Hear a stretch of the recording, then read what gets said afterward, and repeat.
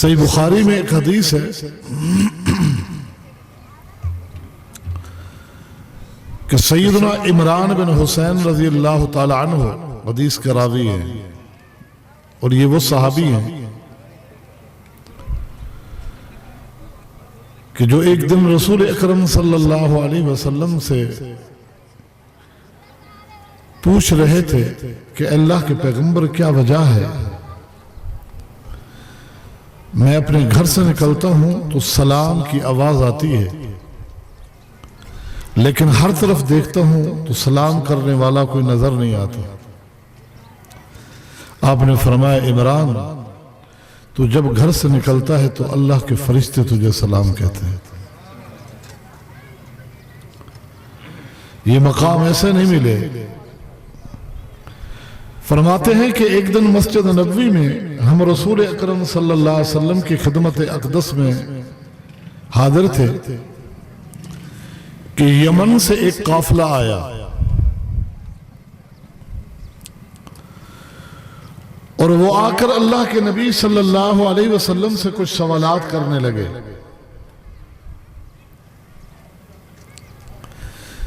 میری بات کو آپ توجہ سے سنیے، میں کوئی مقرر بہت بڑا خطیب نہیں ہوں، البتہ جس طرح تعارف کر دیا گیا میں ایک مدرس اور ایک استاد ہوں، تو میرے سامنے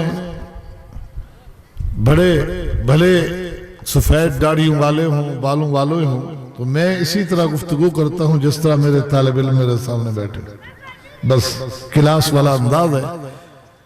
معصوم بچوں کو اللہ تعالیٰ عالم بنائے، فاضل بنائے، ان کا جذبہ ذوق انہیں بٹھائے رکھے، باقی شاید میری بہت ساری باتیں ان کی سمجھ میں نہ آئیں۔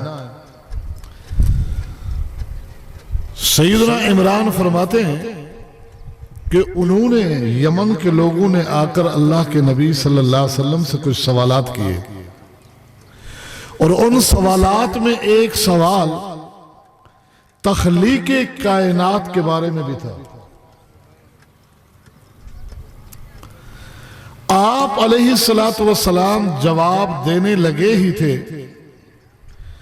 کہ ایک شخص مسجد نبوی کے دروازے پہ آیا اور اس نے مجھے آواز دی اور کہا یا عمران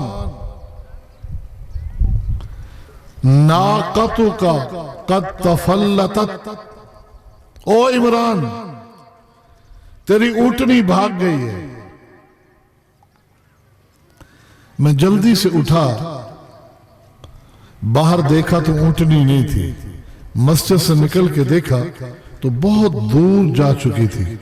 میں اس کے پیچھے اس کو پکڑنے کے لیے چلا گیا، جب واپس آیا تو وہ دینی مجلس جو قائم تھی وہ ختم ہو چکی تھی۔ پھر ساری زندگی عمران رضی اللہ عنہ فرماتے تھے یا لیتنی، ہے کاش کہ میں اونٹنی کو چھوڑ دیتا، چلی جاتی، جنگل میں چلی جاتی، کبھی نہ ملتی، پر اللہ کے پیغمبر کی اس مجلس کہ مجھے افسوس باقی نہ رہتا کہ آپ نے کیا فرمایا ہوگا، اس حدیث کو سننے سے میں محروم رہ گیا ہوں۔ یہ قدر تھی، یہ مقام وہ سمجھتے تھے اس دین کا، اس علم کا، جو آج اس کانفرنس کے حوالے سے مجھے اور آپ کو جمع کر کے بانٹا اور تقسیم کیا جا رہا ہے۔ سیدنا عبداللہ ابن عباس رضی اللہ تعالی عنہ فرماتے ہیں مجھے حکم ہوا ہے کہ دعوت اہل حدیث آپ کے سامنے پیش کروں۔ حقیقت یہ ہے کہ مجھ سے پہلے جتنے بھی خطاب ہوئے یہ اسی ہی موضوع کا حصہ ہی تھے۔ قرآن و سنت کی دعوت ہوتی ہے اہل حدیث کے سٹیج پہ۔ سیدنا عبداللہ ابن عباس رضی اللہ عنہما فرماتے ہیں امام بخاری نے اس حدیث کو اپنی کتاب میں کئی جگہوں اور کئی ابواب و کتب میں بیان فرمایا ہے کہ ایک دن رسول اکرم صلی اللہ علیہ وسلم کی مجلس لگی تھی، صحابہ کرام نے آپ کو گھیر رکھا تھا اور آپ مسجد نبوی کی دیوار کی ٹیک لگا کر بیٹھے تھے۔ کیا خوبصورت منظر ہوگا کہ ایک شخص اپنی سواری پر سوار آیا، مسجد کے سامنے جو ایک بیٹھنے کی جگہ بنائی گئی تھی، بلات نامی ایک فرش لگایا گیا تھا، اس نے اس کے قریب اپنی اونٹنی کو باندھا اور وہ سیدھا ہماری مجلس کی طرف چلا آیا۔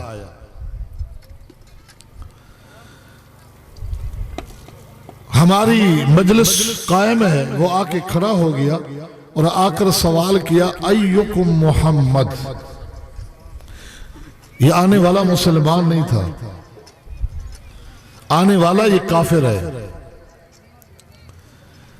کہتا ہے ایکم محمد، تم میں سے وہ کون ہے جس کا نام ہے محمد صلی اللہ علیہ وسلم؟ صحابہ کرام نے بڑی محبت کے ساتھ، عقیدت کے ساتھ جو جواب دیا وہ الفاظ سے ہی ظاہر ہے۔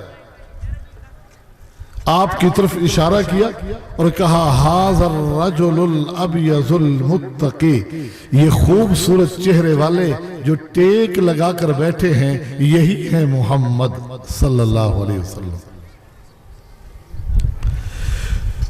وہ شخص آپ کی طرف متوجہ ہوا اور کہنے لگا، یا ابن عبد المطلب، او عبد المطلب کے بیٹے۔ عرب میں دادا پر دادا کی طرف نسبت عام ہے، عبد المطلب آپ کے دادا تھے۔ کہا، او عبد المطلب کے بیٹے۔ آپ نے فرمایا، قد عجبتک، کہو کیا کہتے ہو؟ کہا، انی سائل ومشدد فی المسئلہ لا تجد علی فی نفسک شیئا، میں کچھ پوچھنا چاہتا ہوں۔ کہا، پوچھو۔ سلما بدالک، پوچھو کیا پوچھتے ہو؟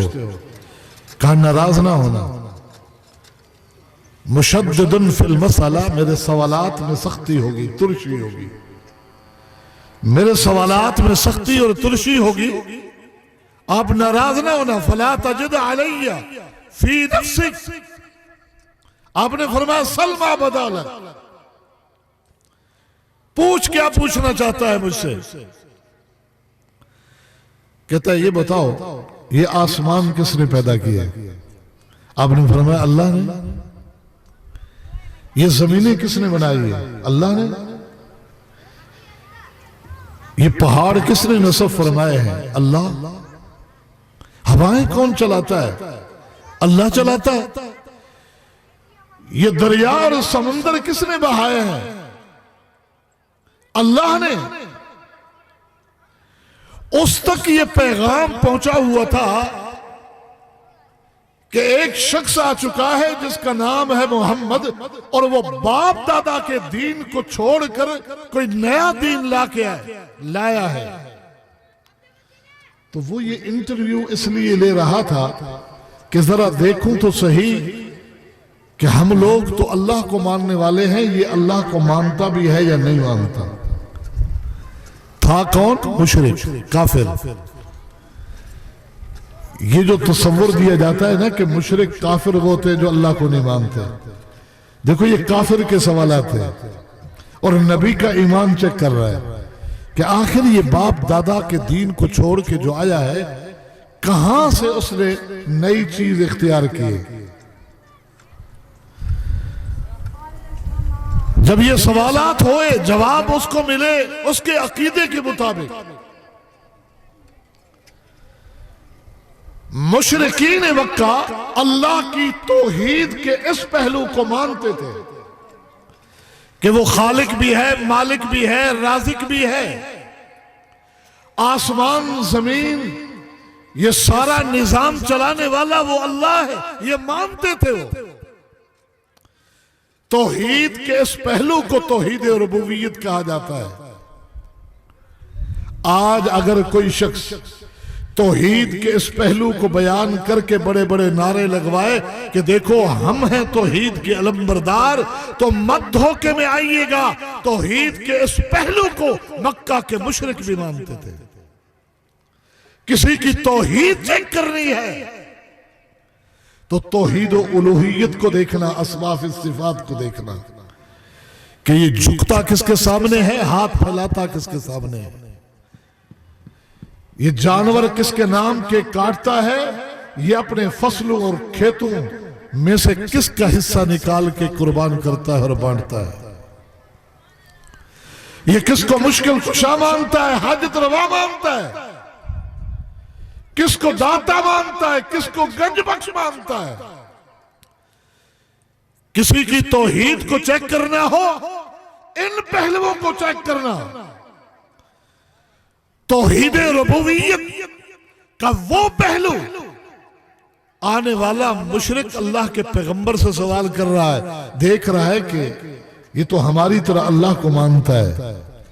جب یہ اطمینان ہو گیا کہ اللہ کو مانتا ہے، یہ ایک بڑی بات تھی، تو اب اس نے سوال کا انداز چینج کیا۔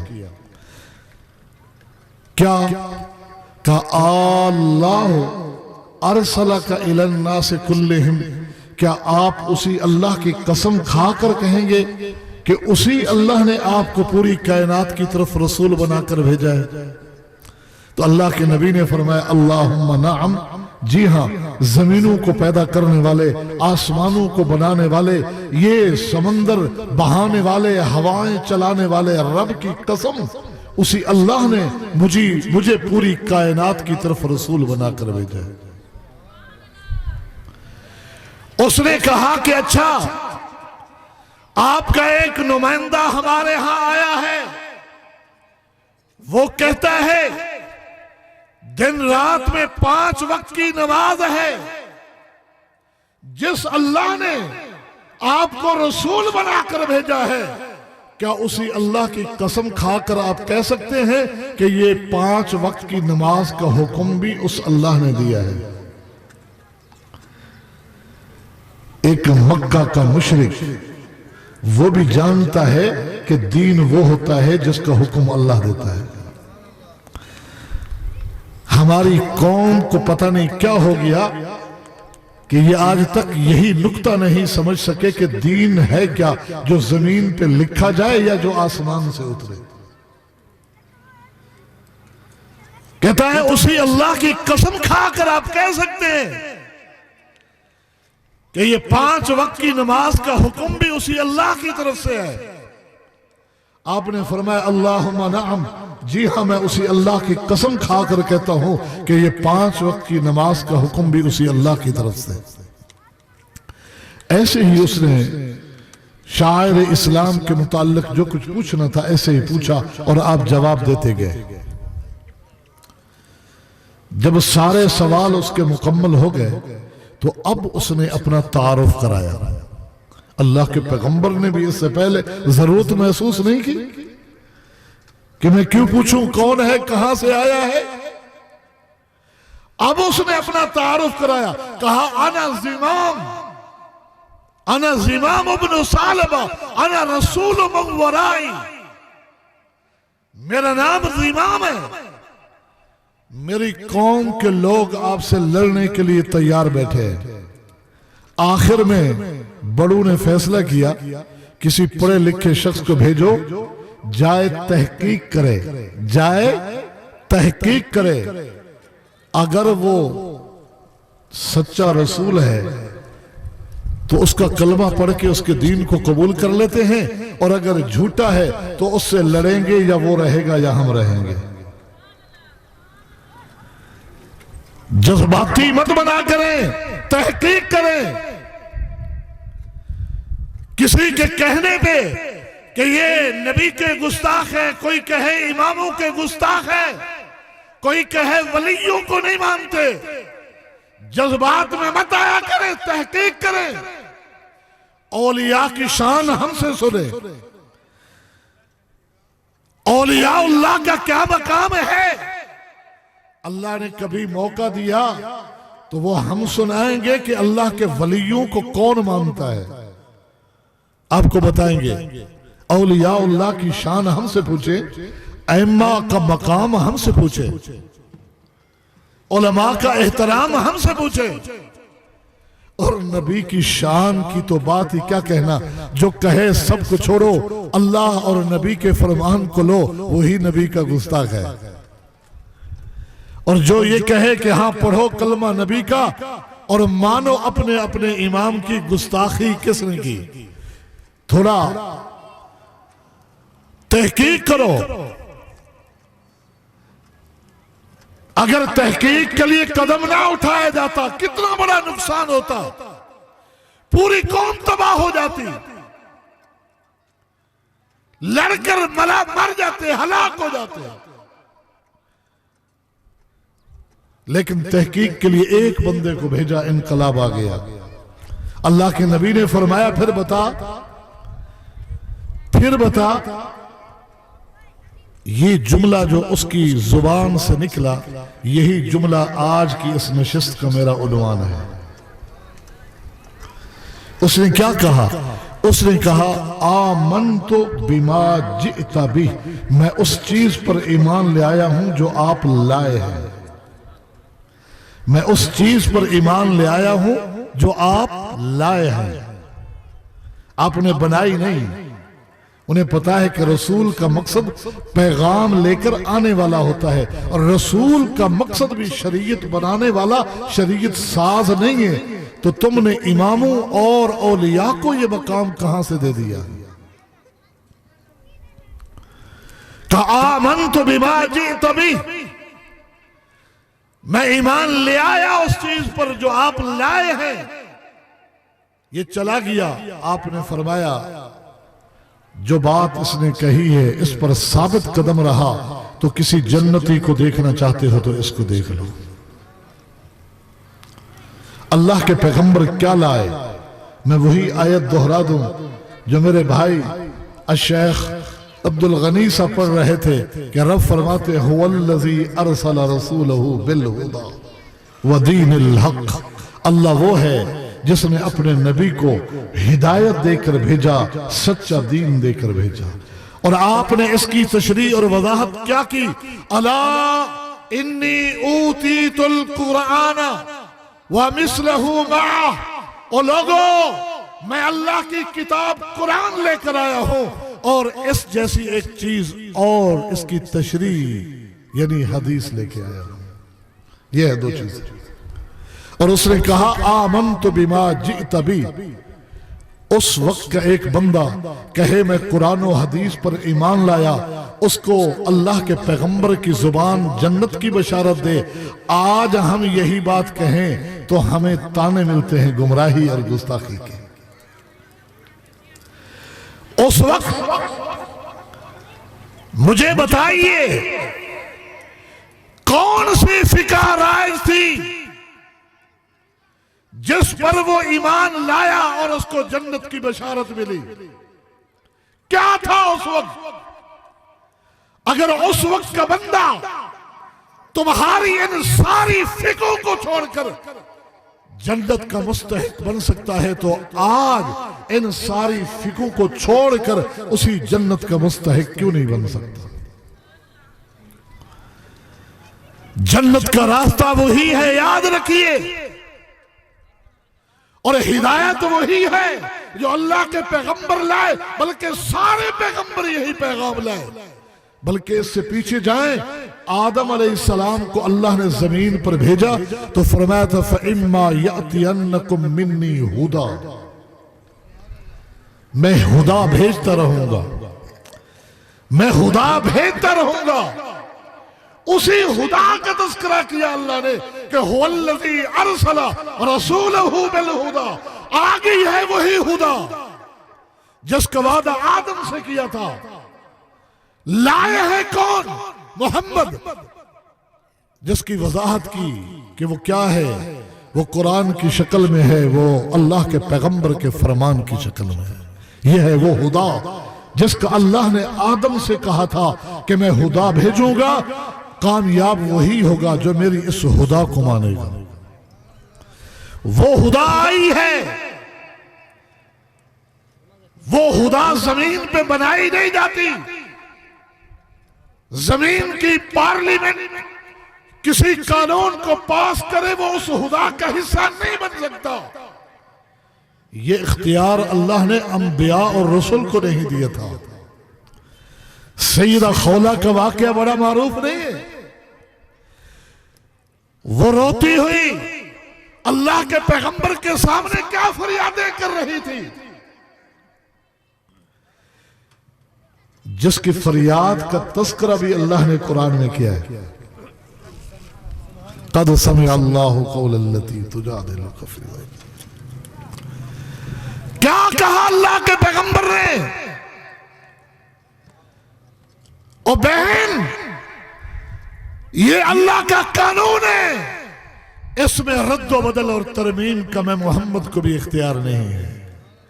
اپنی فریادیں رکھنی ہے تو خالق کائنات کے سامنے رکھو. جس دین میں رد و بدل اور ترمیم کا اختیار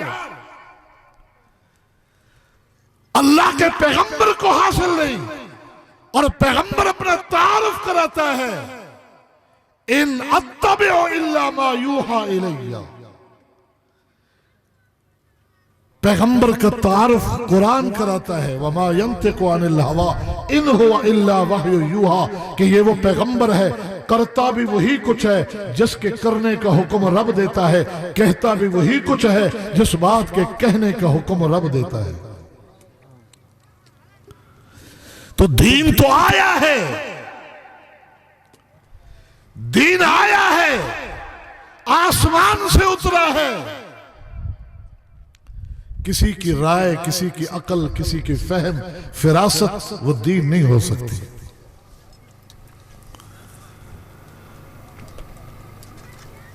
کہتے ہیں کہ عقل انسان کو اللہ نے دی ہے نا، یہ بھی بڑی نعمت ہے. جی ہاں، بڑی نعمت ہے. لیکن اس کی مثال ایسے ہے، یہ آنکھ بھی اللہ کی عظیم نعمت ہے نا، اس سے راستہ نظر آتا ہے. لیکن رات کی اگر تاریکی ہو، اندھیرا ہو، اندھیرا ہی اندھیرا ہو، روشنی کی ذرا برابر بھی کہیں چمک دمک نہ ہو، آنکھ کھول کر بھی آپ چلیں گے تو کسی نہ کسی گڑھے میں گر جائیں گے. اس آنکھ کی روشنی بھی اس وقت کارگر ثابت ہوگی کہ جب ایک اور روشنی ہو. اس روشنی میں یہ آنکھ تجھے سیدھا راستہ بتائے گی. یہ عقل اللہ کی نعمت ہے، اس سے راستے کا تعین ہوگا. لیکن اسی طرح کہ جب یہ عقل ایک اور روشنی کو سامنے رکھے، وہ اللہ کی وحی ہے. جب اس کو چھوڑ کر کسی راہ کو ڈھونڈے گی تو جس طرح وہ آنکھوں والا بینا شخص رات کی تاریکی میں گڑھے میں گر سکتا ہے، اسی طرح عقل مند شخص بھی گمراہی کے گھٹا ڈوب اندھیروں میں یہ گر سکتا ہے اور گمراہ ہو سکتا ہے. اس عقل کو استعمال کرنا ہے قرآن و سنت کی روشنی میں، تب یہ عقل اللہ کی نعمت ہے. عقل کو استعمال کرنا اللہ کے دین کے مقابلے میں نہیں ہے. ایک واقعہ کتب احادیث، اکثر کتب احادیث میں ہے، لیکن جتنا تفصیلی سنن نسائی اور سنن بہقی میں ہے اتنا تفصیلی کسی اور کتاب میں نہیں ہے. لہذا سنن نسائی ہی کے چند الفاظ آپ کے سامنے ان کا مفہوم رکھو کہ سیدنا عبداللہ ابن عباس رضی اللہ، سیدنا عبداللہ ابن مسعود رضی اللہ تعالی عنہ، جلیل القدر صحابی، ہم تو سارے صحابہ کو مانتے ہیں اور سب کی عظمت کو جانتے ہیں، سب کی عظمت کے ترانے گاتے ہیں. اور عبداللہ ابن مسعود رضی اللہ تعالی عنہ کہ جن کی عظمت کا کیا کہنا، کہ سیدنا جعفر فرماتے تھے کہ ہم ایک عرصہ دراز تک یہ سمجھتے رہے کہ عبداللہ اور ان کی والدہ اللہ کے نبی کے گھرانے کے افراد ہیں. اتنا قرب تھا اللہ کے نبی کے ساتھ. ان کی پتلی پتلی ٹانگوں کو دیکھ کر صحابہ ہنس پڑے تو اللہ کے نبی نے فرمایا تھا، لوگو عبداللہ ابن مسعود کی یہ ٹانگیں قیامت کے دن اللہ کے میزان کو بھر دیں گی، وہ میزان جس میں 7 آسمان اور زمینیں بھی رکھ دی جائیں تو خالی پڑا رہے۔ تم اس کو فقیہ ہذہ الامہ کہتے ہو، لیکن ان کے فتووں کو غلط استعمال نہ کیا کرو۔ فتووں کا کچھ حصہ بتا کر پوری حقیقت لوگوں سے چھپایا نہ کرو۔ میں وہ واقعہ بتانے لگا ہوں جس کو تقلید شخصی کی بنیادی دلیل قرار دیا جاتا ہے۔ آپ فیصلہ کریں گے کہ یہ رد تقلید کا واقعہ ہے یا تقلید شخصی کا اثبات ہے۔ اس سے عبداللہ ابن مسعود کوفہ میں موجود ہے۔ کچھ لوگ سوال کرنے کے لیے آئے کہ عبداللہ، ہمارے خاندان کی ایک عورت کا نکاح ایک شخص کے ساتھ ہوا، خالی نکاح ہوا، ابھی حق مہر بھی مقرر نہیں ہوا اور رخصتی بھی نہیں ہوئی تھی۔ طے یہ ہوا تھا کہ جب وہ رخصتی ہوگی تو حق مہر بھی مقرر کر لیں گے، لیکن جس سے نکاح ہوا تھا وہ فوت ہو گیا۔ اب 3 سوال پیدا ہوئے ہیں۔ 3 سوال پیدا ہوئے ہیں۔ ایک سوال یہ ہے کہ یہ عورت عدت گزارے یا نہ گزارے، کیونکہ ابھی اس کے گھر میں نہیں گئی تھی۔ دوسرا سوال یہ ہے کہ حق مہر کا کیا ہوگا۔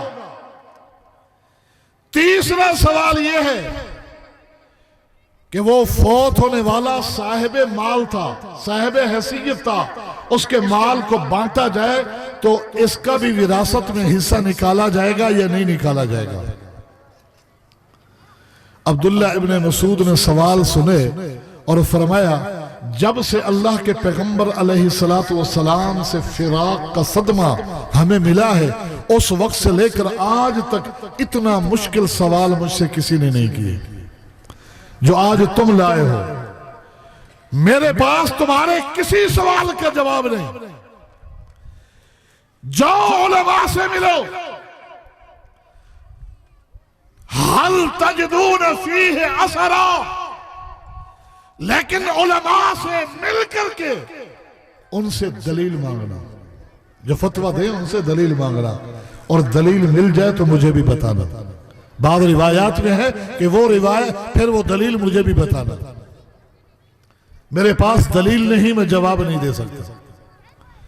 وہ اٹھے کسی اور عالم کے پاس گئے، اس نے کہا کہ بھی مجھے تو ان کے جواب نہیں آتے، تم کیوں ادھر ادھر بھٹک رہے ہو، سیدھے عبداللہ ابن مسعود کے پاس جاؤ۔ اس وقت کے سب سے بڑے عالم بیٹھے ہوئے، کہا انہوں نے تو واپس کر دیا۔ دوسرے عالم کے پاس، تیسرے عالم کے پاس، شہر کو چھوڑ دیا، دوسرے شہروں میں 1 مہینہ گزر گیا، 1 مہینہ گزر گیا، جواب کہیں سے نہیں ملتا۔ اور جہاں جاتے ہیں آگے یہی کہا جاتا ہے کہ کوفہ چلے جاؤ، عبداللہ ابن مسعود موجود ہے، ان سے پوچھو، وہ کہتے ہیں ہم وہاں سے تو آئے ہوئے ہیں۔ عبداللہ نے جواب نہیں دی۔ آخر کار 1 مہینہ گزرنے کے بعد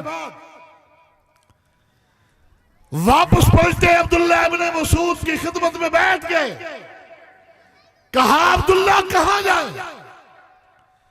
1 مہینہ گزر گیا، معاملہ لٹکا ہوا ہے، اور جس کے پاس جاتے ہیں وہ آپ کی طرف بھیجتا ہے، ہمارا مسئلہ حل کیجئے۔ عبداللہ ابن مسعود رضی اللہ تعالی عنہ نے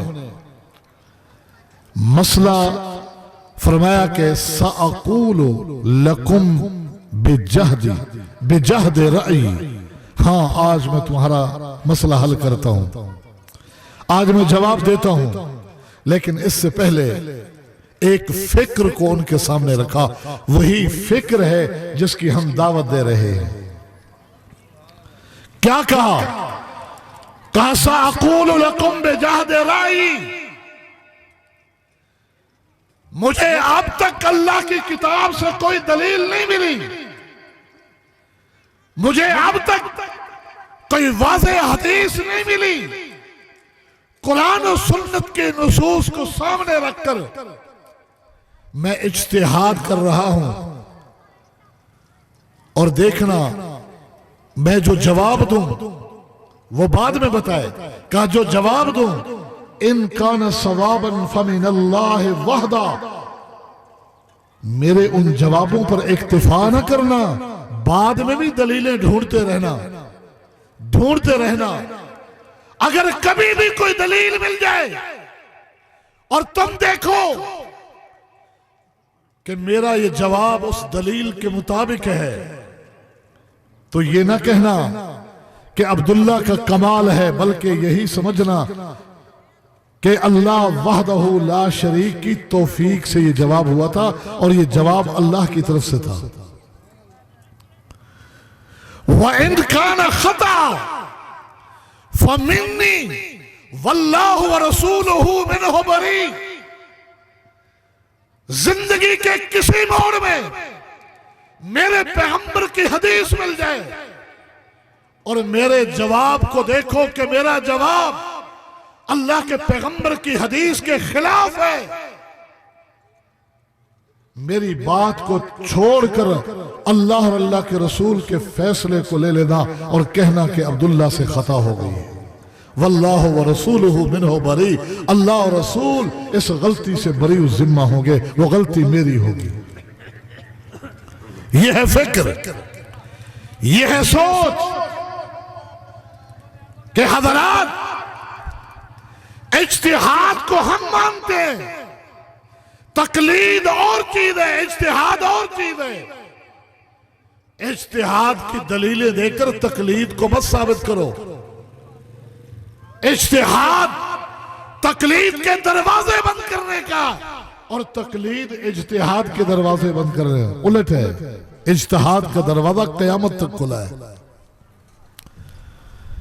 کہا جواب یہ ہے کہ تمہاری عورت نکاح میں تھی، وہ فوت ہو گیا، وہ بیوہ ہے، 4 مہینے 10 دن عدت گزارے۔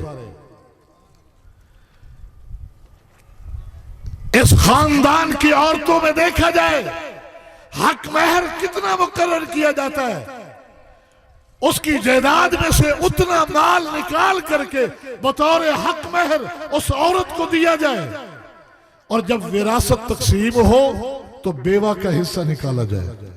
لوگ خوش ہو کے چلے گئے اور یہ جواب جنگل میں آگ کی طرح پھیلتا چلا گیا کہ وہ جواب جس نے شہروں کے علماء کو، دیہاتوں کے علماء کو پریشان کر رکھا تھا، آج آ گیا سامنے، حل ہو گیا مسئلہ۔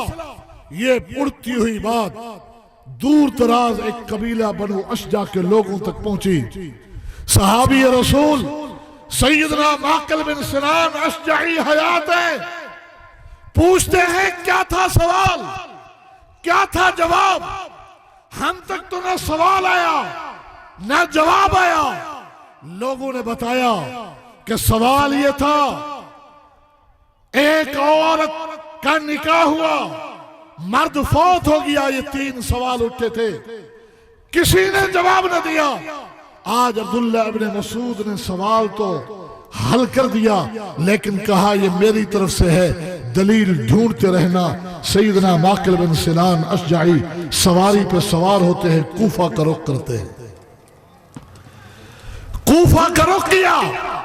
عبداللہ ابن مسعود کا پوچھا، درس حدیث کی مجلس لگی ہے، عبداللہ بیٹھے ہوئے ہیں، وہاں جا کر نشست میں سواری پر بیٹھے بیٹھے صحابی رسول معقل کہتے ہیں، ابشر یا عبداللہ، عبداللہ تمہیں مبارک ہو، تیرے جواب کی ہر شک اللہ کے پیغمبر کی سنت کے جواب کے عین مطابق ہے۔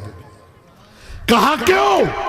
کہا میرے خاندان کی ایک عورت جس کا نام بیروہ بنت واشق تھا، بعین ہی اللہ کے نبی کے دور میں یہی مسئلہ ہوا، یہ 3 سوال میں اللہ کے پیغمبر کے پاس لے کر گیا تھا، اللہ کے پیغمبر نے وہی جواب دیے، عبداللہ جو تم نے جواب دیے۔ عبداللہ کا ہاتھ اٹھ گیا، اللہ تیرا شکر ہے کہ تو نے اپنے بندے کی زبان پر حق کو جاری کر دیا۔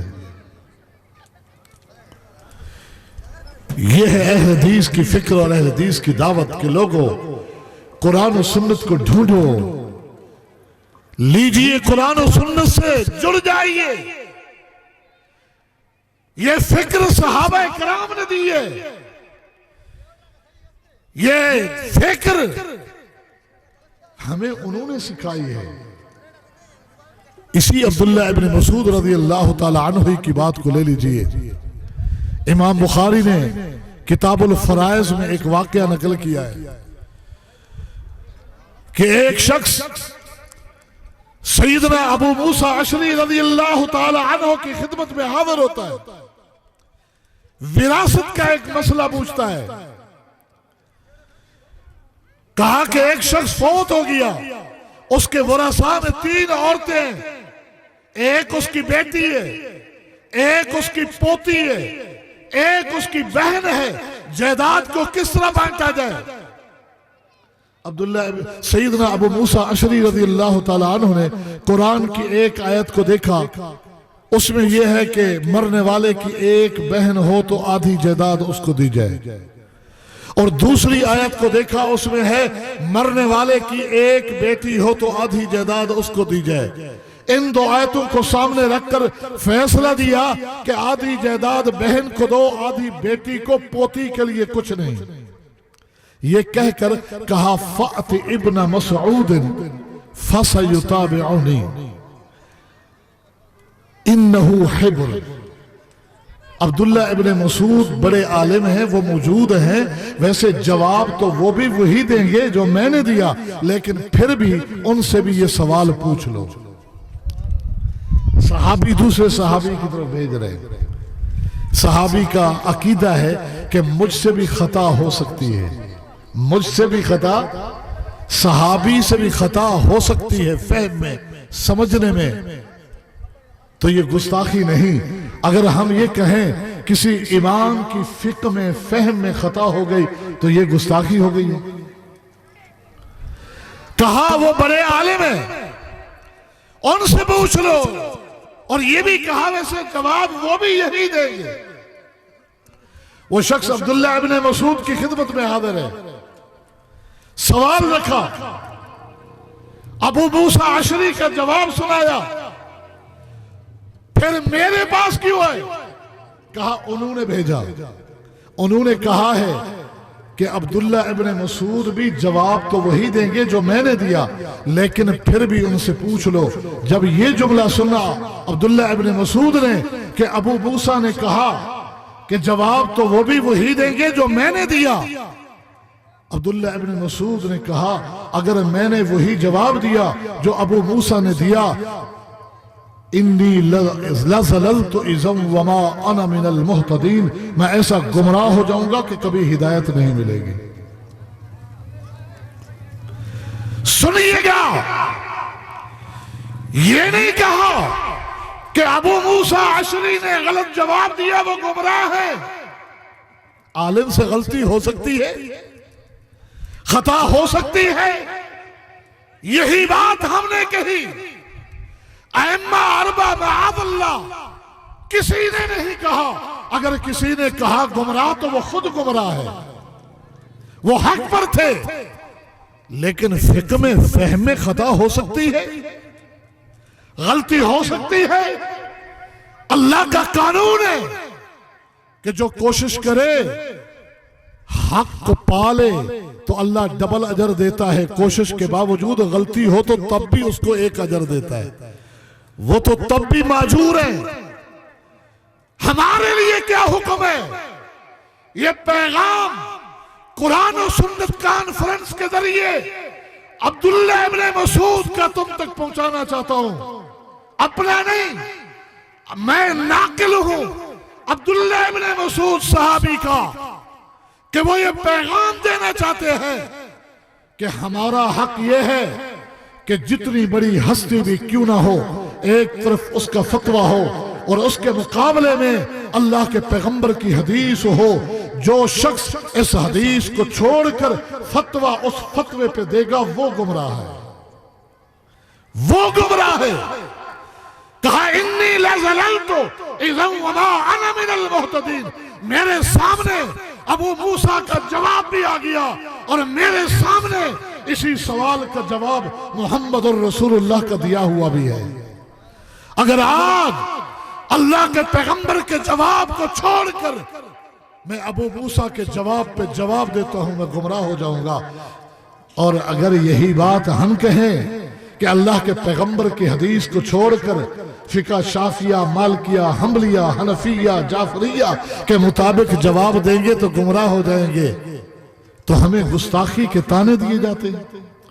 لگاؤ فتویٰ عبداللہ ابن مسعود کا کہ وہ ابو موسیٰ کے دوسرے صحابہ کے گستاخ تھے، کہو لگاؤ فتویٰ۔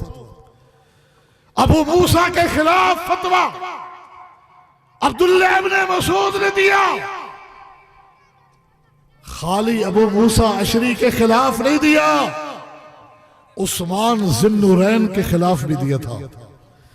جب عثمان ذی النورین نے حج کے دنوں میں مینا کے میدان میں ظہر کی رکعت 4 پڑھی، عصر کی نماز 4 رکعت ادا کی، عشاء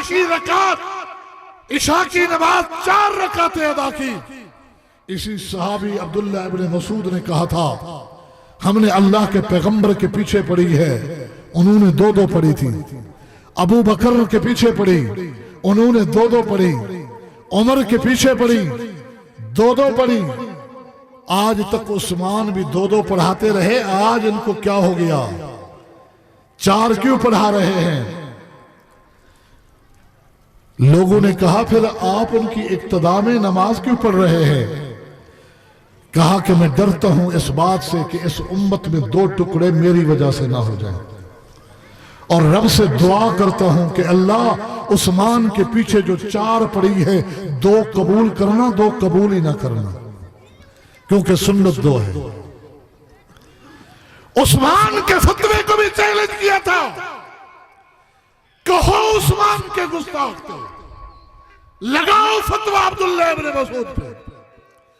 آج ابو موسیٰ اشری کے خلاف فتویٰ دے رہے ہیں، اگر ان کی فقہ کے خلاف فتویٰ دینا قرآن و سنت کو سامنے رکھتے ہوئے گستاخی ہے تو لگاؤ ان پہ فتویٰ۔ اگر وہ گستاخ نہیں تو اہل حدیثوں کے یہ فقیر جو یہی بات کہیں ان کو گستاخی کے طعنے کیوں دیتے ہیں، ان پہ فتوے کیوں لگاتے ہیں؟ کہا سنو وَلَكِنْ عَقْدِي فِيهَا كَمَا قَضَى النَّبِيُّ صلی اللہ علیہ وسلم، میرے سامنے میرے نبی کی سنت موجود ہے، ابو موسیٰ کا احترام اپنی جگہ، لیکن جواب وہی دوں گا جو میرے نبی محمد الرسول اللہ نے دیا تھا۔ ایسا ہی جواب، ایسا ہی سوال میرے نبی کے سامنے آیا تو آپ نے فرمایا تھا کل جائیداد کا 6 کل جائیداد کا نصف جو ہے آدھا وہ بیٹی کو دیا جائے، کل جائیداد کا 6 حصہ پوتی کو دیا جائے، تکملۃ للثلثین، اور جو بچ جائے وہ بہن کو دیا جائے، یعنی 6 حصے کر کے 3 بیٹی کے، 1 پوتی کا، 2 بہن کے۔ میرا جواب وہ جواب ہے جو محمد الرسول اللہ کا جواب ہے۔ تو یہ ہماری دعوت ہے کہ کسی پہ فتوے مت لگاؤ، غلطیاں ہر ایک سے ہو سکتی ہے، غلطیوں سے پاک اللہ کی کتاب ہے، غلطیوں سے ذات محمد الرسول اللہ کی ذات ہے جو معصوم عن الخطا ہے۔ اس لیے اللہ کا قرآن بھی دلیل ہے، محمد الرسول اللہ کا فرمان بھی دلیل ہے۔ اس کے علاوہ ابو بکر بھی کچھ کہتے ہیں تو فاروق دلیل مانگ رہے ہیں۔ فاروق گستاخ تھے ابو بکر کے، کیوں چیلنج کیا تھا ابو بکر کے فتوے کو؟ ابو بکر کیوں ان کے خلاف تلوار نکالتا ہے؟ جو گواہی دیتے ہیں لا الہ الا اللہ محمد الرسول اللہ کی، انکار تو زکوٰۃ دینے کا کیا ہے؟ کیا نبی نے کہا نہیں تھا کہ جنہوں نے گواہی دی لا الہ الا اللہ محمد الرسول اللہ کی، ان کی جانوں کی حفاظت، مالوں کی حفاظت، عزتوں کی حفاظت ہمارے ذمہ ہے؟ کیا گستاخی کی تھی فاروق نے؟ نہیں، فاروق یہ سمجھے کہ شاید صدیق کا فتویٰ اس حدیث کے خلاف جا رہا ہے، لہذا حدیث سنا کے میں صدیق کو حدیث کے مطابق لے آؤں۔ لیکن یہ بعد میں پتا چلا حدیث کا مفہوم صدیق زیادہ جانتے تھے، فاروق کو بعد میں پتا چلا۔ کہا فاروق کہ میرے نبی نے الا بحق الاسلام نہیں کہا تھا کہ ہاں ان کی جانوں کی حفاظت ہم کریں گے، لیکن جہاں اسلام جان مانگے گا وہاں ہم جان بھی لیں گے، جہاں مال مانگے گا وہاں مال بھی لیں گے۔ اللہ کی قسم، جس طرح نماز اللہ کا حق ہے، زکوٰۃ یہ بھی اللہ کا حق ہے، جو زکوٰۃ اور مال میں فرق کرے گا ابو بکر اس کے خلاف تلوار نکالے گا۔ صدیق کے اس فتوے اور وضاحت کے بعد فاروق سمجھ گئے، سینہ کھل گیا اور کہا کہ واقعی ابو بکر کے سینے کو اللہ نے حق کے لیے کھول رکھا ہے۔ پہلے چیلنج کیوں کیا تھا؟ گستاخی کی تھی۔ اور پھر ابو بکر نے کیوں نہیں کہا فاروق میرا یہ فیصلہ ہے، میں امام ہوں، میں خلیفہ بلا فضل ہوں، تو میرے ہاتھ پہ بیعت کر چکا ہے، میرے فیصلے کو مانا ہوگا۔ صدیق بھی جانتے تھے کہ جو بات انہوں نے کہی ہے اس کا جواب دلیل سے دے سکتا ہوں، اپنا اس حق کے خلافت دے کر اپنی بات نہیں منوا سکتا، کیونکہ خلیفے اور امام سے بھی اختلاف کیا جا سکتا ہے، کیونکہ قرآن نے کہا فَرُدُّوهُ إِلَى اللَّهِ وَالرَّسُولِ فَإِن تَنَازَعْتُمْ فِي شَيْءٍ فَرُدُّوهُ إِلَى اللَّهِ وَالرَّسُولِ۔ صدیق نے بھی وہ حق نہیں جتایا کہ میں تمہارا خلیفہ، میں تمہارا امام، میری فقہ یہ ہے، میری فہم یہ ہے۔ فقہ فہم کو کہتے ہیں بھائیو، سمجھ کو کہتے ہیں۔ فقہ حنفیہ کا معنی ابو حنیفہ رحمت اللہ علیہ کیا سمجھے، یہاں ابو بکر کیا سمجھے، تو یہ فقہ ابی بکر ہے۔ ابو بکر کی فقہ کی تقلید کی دعوت کیوں نہیں دی جاتی؟ ابو بکر کی فقہ دلیل نہیں بن سکتی۔ ابو بکر کو عمر کو قائل کرنے کے لیے دلیل دینی پڑی، اور دلیل کیا ہے؟ اللہ کا قرآن ہے، محمد رسول اللہ کا فرمان ہے۔ ابو بکر کا فتویٰ دلیل نہیں ہے تو بعد میں کس امتی کو یہ مقام دینا چاہتے ہو کہ اس کا فتویٰ دلیل کے طور پر لیتے ہو؟ ابو بکر کے فتوے کو تم نے دلیل نہ مانا، فاروق کے فتوے کو دلیل نہ مانا، عثمان کے فتوے کو دلیل نہ مانا، ابو عبداللہ ابن مسعود، ابو عبد الرحمن عبداللہ ابن مسعود کے فتوے کو دلیل نہ مانا۔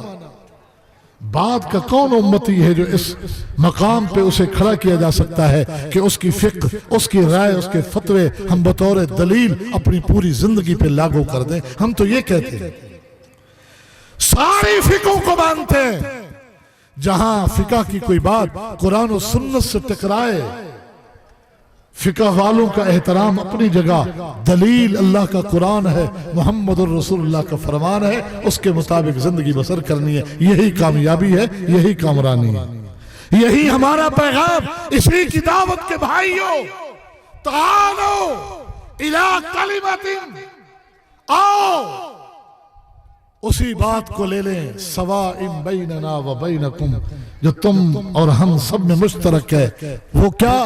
اللہ نعبد الا اللہ ولا نشرک بہ شیئا ولا یتخذ بعضنا بعضا اربابا من دون اللہ۔ عبادت کے لائق اللہ کے علاوہ کسی اور کو نہ سمجھو، اور اللہ کے بعد کسی کو یہ رتبہ اور مقام نہ دو کہ جس کو وہ حلال کہے وہ چیز حلال ہو جائے، جس کو وہ حرام کہے وہی چیز حرام ہو جائے، جس کو وہ جائز کہے وہ جائز ہو جائے، جس کو وہ ناجائز کہے وہ ناجائز ہو جائے۔ یہ مقام کسی کو نہ دو، یہ مقام اللہ ہی کو دو کہ اللہ نے حلال کہا جس چیز کو اسی کو حلال جانو، جس کو حرام کہا اس کو حرام جانو۔ پیغمبر علیہ السلام اسی اللہ کے رسول تھے، اسی پیغام کو ہم تک دے کے گئے ہیں۔ اللہ مجھے اور آپ کو یہ پیغام سمجھنے اور اپنانے کی توفیق عطا فرما دے۔ وآخر دعوانا ان الحمدللہ رب العالمین۔